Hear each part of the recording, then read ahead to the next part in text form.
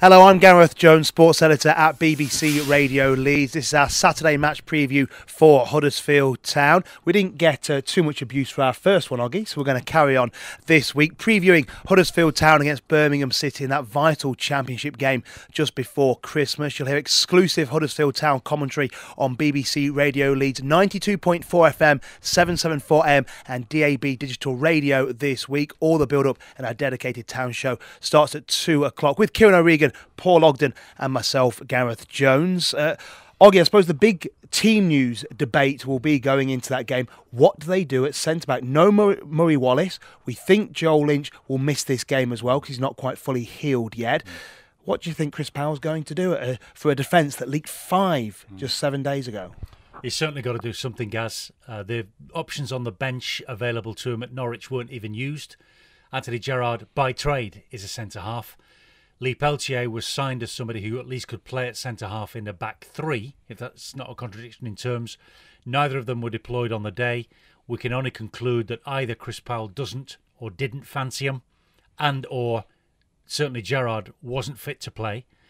Anthony Gerrard is not the kind of bloke to make a secret of the fact that he's been unhappy at not being involved in the matchday squad recently, and he will be very enthusiastic to play.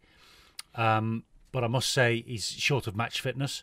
All the signs so far this season have been that Chris Powell would only see him as a second or third option.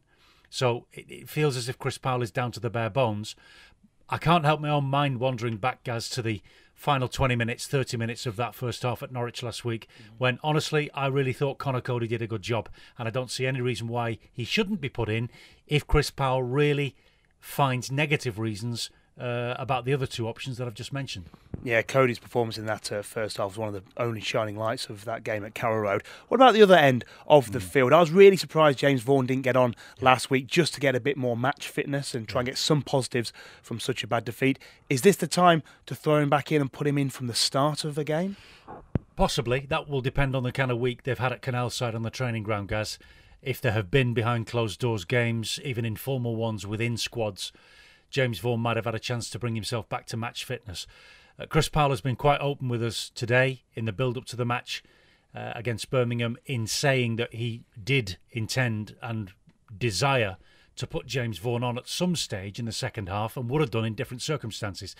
Actually, to answer your question, I understand why he didn't, because in that second half, even after the goals had begun to dry up from Norwich, it still felt like damage limitation. And to throw James Vaughan, who's only just coming back from injury, into that situation might have been to invite catastrophe again. I'm quite glad Chris Powell didn't bring him on. But they've got to do something at the front end of the field. I feel sorry for Nahki Wells. He can't do much more without scoring. You know, to see him lying on the ground and still volley a shot against the bar before Norwich had even started last week certainly caused me to feel sympathy for him. But as a professional striker, he has to start finding the net soon. Grant Holt can be relied on to do his other job. But what Town have first and foremost got to do, guys, and I can't emphasise this enough, is shut the back door. You're looking at an 18-year-old academy product in Birmingham's lineup. Demarai Gray. He scored a hat-trick against Reading. He's got to be stopped. Now, last week, and you got a bit of criticism for this, Oggy, you said Norwich had nothing to offer up front. And Did then I they really? went, yes, and they went banged in 5 goals. So could you say this week, Birmingham's defence is brilliant and there's no way they'll concede any goals? That means Town will go and score a bagful.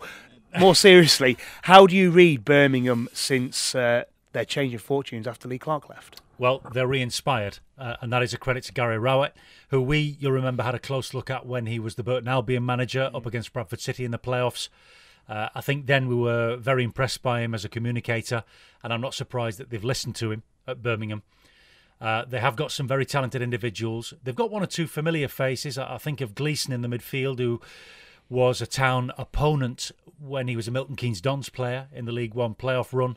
Paul Robinson, of course, is an ex-Leeds United defender who's playing at centre-back these days, and he's not known for his pace, if I can put it that way. So there are avenues for Huddersfield Town to get at them, but they are going to have to watch one or two individuals. I really like Davis as well, the attacking midfielder.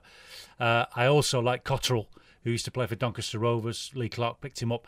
They are a fairly standard, for me, championship side. I don't mean average, I mean standard, in that they've got some talent, but they're also flawed.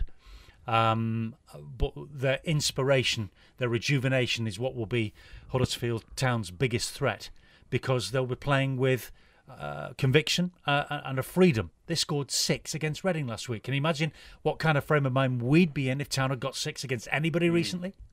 So it's going to be a really intriguing, and you get a sense of really, really important game this Saturday, even at this stage of the season. So join Paul Ogden, Kieran O'Regan and myself, Gareth Jones, for that dedicated Huddersfield Town show and exclusive commentary against Birmingham City on BBC Radio Leeds Saturday from 2 o'clock. And this week, Town fans, we're on 92.4 FM, 774 AM and DAB Digital Radio.